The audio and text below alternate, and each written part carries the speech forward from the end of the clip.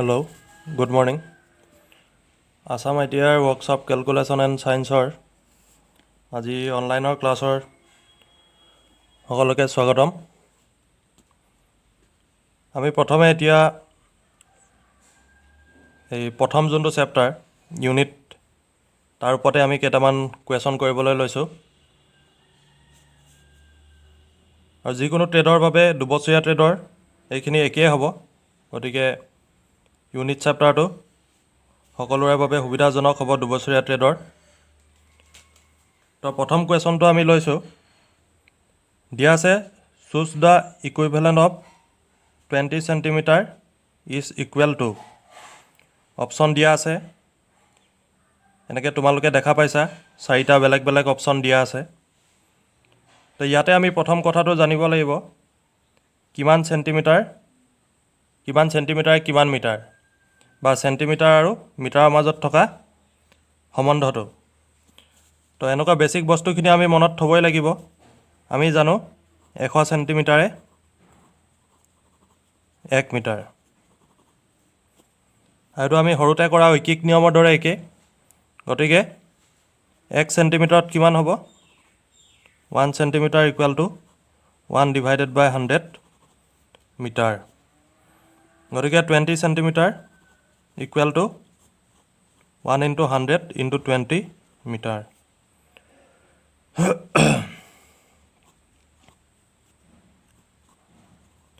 গতিকে আমি আনচাৰটো পাইছোঁ 1/5 মিটাৰ, আৰু যিটো আমাৰ অপশ্যনত যেনেকৈ দিয়া আছে, গতিকে আমি কনভাৰ্ট কৰি দিলে এইটো হৈ যাব 0.2 মিটাৰ।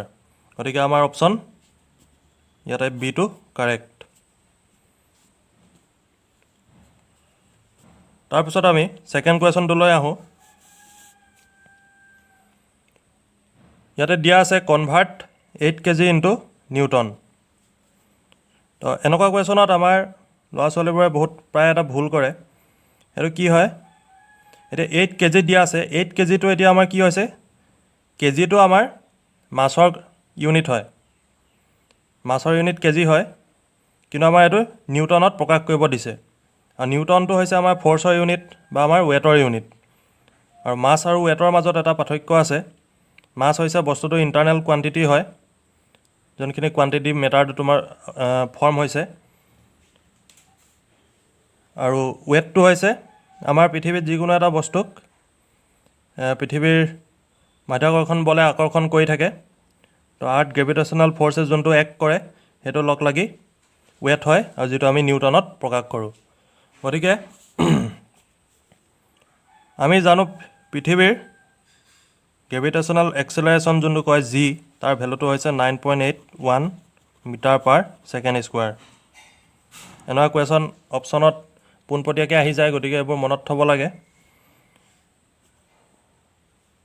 তো এতিয়া কি হ'ব, নিউটনত আমাৰ ৱেটটো কিমান হ'ব? 8 kg যদি আমি কনভাৰ্ট কৰোঁ, মাছ ইনটু আৰ্থ গ্ৰেভিটেশ্যনেল এক্সেলাৰেশ্যন যোনটো G বুলি কওঁ। তো মাছটো ইয়াত দিয়া আছে 8 kg into G value 9.81 metre per second square. এইটো আমি ইনটু কৰিলে কিমান হ'ব? 8 × 1 = 8, 8 × 8 = 64, 4, 6 কেৰি ডেচিমেল, 8 × 9 = 72, প্লাছ 6 এড কৰিলে আমি পাম 78.48 নিউটন। তো অপশ্যন ইয়াতে কোনটো হ'ব? Option A.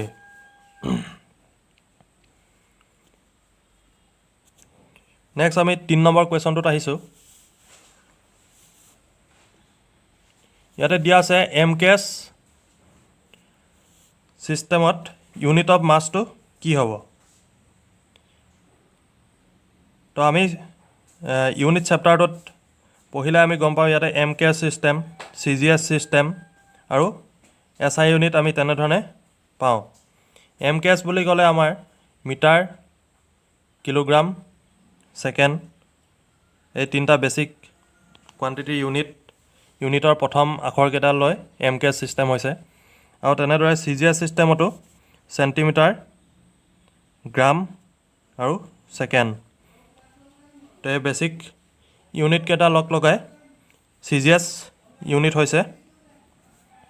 তো আমাৰ এইবোৰ প্ৰথমে বিভিন্ন দেশত ছিষ্টেম অফ ইউনিটবোৰ ডেভেলপ কৰোঁতে বেলেগ বেলেগ ধৰণৰ ইউনিটৰ ছিষ্টেম গঠন হৈছিলে, কিন্তু আমাৰ ইণ্টাৰনেশ্যনেলি গ্ল'বেলি আমাৰ সকলোতে ব্যৱহাৰ হ'ব পৰাকৈ যোনটো শেষত মডাৰ্ণ আমাৰ ছিষ্টেম অফ ইউনিট গঠন হৈছিল সেইটোকে আমি SI ছিষ্টেম বুলি কওঁ।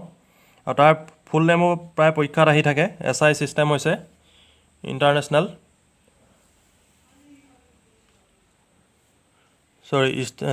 ইণ্টাৰনেশ্যনেল ছিষ্টেম অফ ইউনিট বুলি কোৱা হয় SI ছিষ্টেমক। তো ইয়াতে আমাৰ এইটো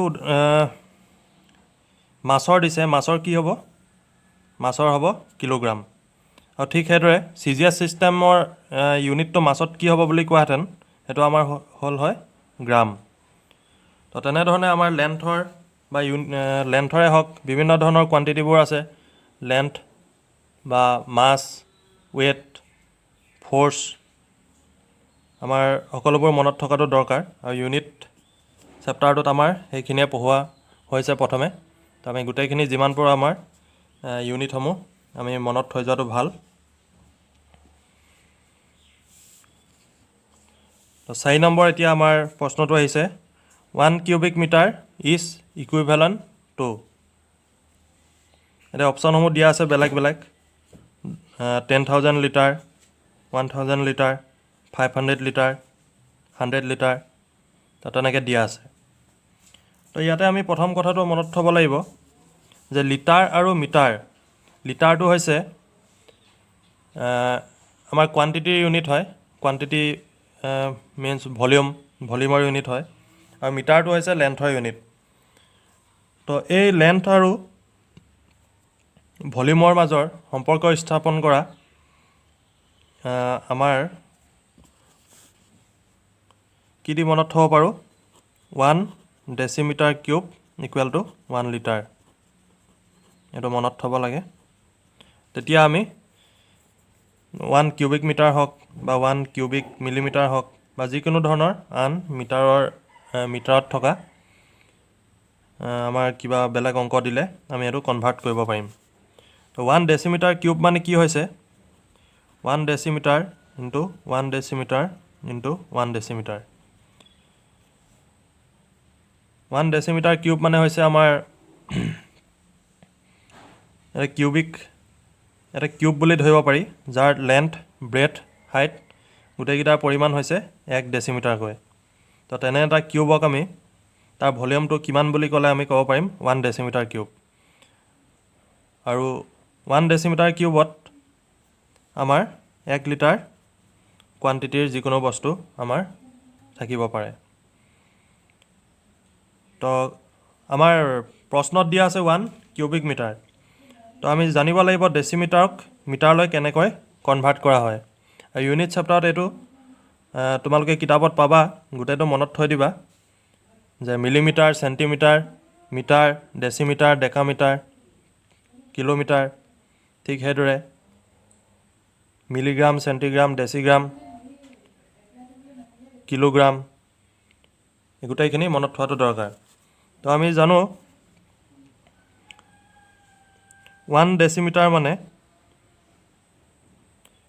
10⁻⁻1 মিটাৰ। তো ঠিক সেইদৰে তিনিটা যিহেতু ইয়াত ডেচিমিটাৰ পূৰণ হৈ আছে, গতিকে 10⁻⁻1 মিটাৰ, 10⁻⁻1 মিটাৰ। সোঁহাতে লিটাৰ দিয়া আছিলে, গতিকে লিটাৰটো লিখি লৈছোঁ 1 লিটাৰ। তো ইয়াতে হ'ব আমাৰ তিনিটাত 10⁻⁻1 ইনটু কৰিলে কিমান হ'ব? এইটো আমি ফৰ্মুলা এটাও পাইছিলোঁ। যেতিয়া টু দি পাৱাৰসমূহ আমাৰ বেছসমূহ একেই থাকে আৰু পাৱাৰসমূহ যদিও বেলেগ বেলেগ হয়, তেতিয়া আমি গোটেই পাৱাৰসমূহ একেটা বেছৰ ওপৰত যোগ কৰি লিখিব পাৰোঁ। যিহেতু ইয়াত চিহ্নসমূহ মাইনাছ আছে, বিয়োগত আছে, গতিকে আমি বিয়োগটো দি দিছোঁ ইকুৱেল টু 1 লিটাৰ। এইফালে যিহেতু 3টা মিটাৰ হৈ আছে, গতিকে ইয়াত হ'ব মিটাৰ কিউব। তো আমি ওপৰত পালোঁ 10⁻³ metre cube equal to 1 litre.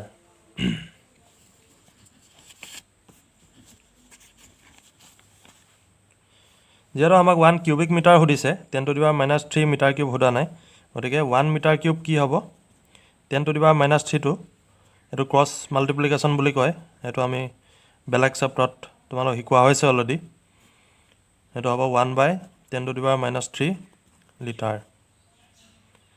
আৰু এইটো আমি জানো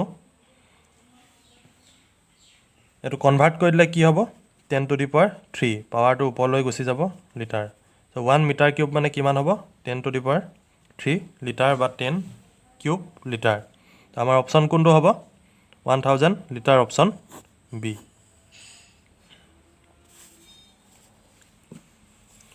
তাৰপিছত আমি আহিছোঁ ইয়াতে 5 নম্বৰ কুৱেশ্যনটো which quantity has fundamental unit তো কিটো হ'ব এইটো তো এইটো চেপ্টাৰত আমাৰ জানিবলগীয়া ইয়াতো আছিলে আমাৰ ইউনিট সাধাৰণতে আমি দুই প্ৰকাৰৰ পাইছিলোঁ ফাণ্ডামেণ্টেল ইউনিট আৰু এটা ডিৰাইভ ইউনিট তো ফাণ্ডামেণ্টেল ইউনিট আমাৰ কেৱল 7টা আছে তাৰ বাহিৰে আমি যিমানবোৰ আমি ইউনিট পাওঁ মানে যিমানবোৰ কোৱান্টিটিৰ ইউনিট পাওঁ এই গোটেইখিনি হৈছে ডিৰাইভ ইউনিট তো ফাণ্ডামেণ্টেল ইউনিটত ইয়াতে অপশ্যনটোতো হ'ব লিমিনাছ ইণ্টেনচিটি তো গতিকে তোমালোকে 7টা যোনকেইটা ফাণ্ডামেণ্টেল ইউনিট আছে গোটেইকেইটা নাম আৰু তাৰ ইউনিটসমূহ জানি থোৱাটো ভাল কাৰণ ইয়াতে এতিয়া লিমিনাছ ইণ্টেনচিটি আহিছে গতিকে বাকীকেইটাও আহি যাব পাৰে তো আমাৰ কি আছিলে লেন্থৰ আছিলে 7টা লেন্থ তাৰপিছত mass time luminous intensity electric current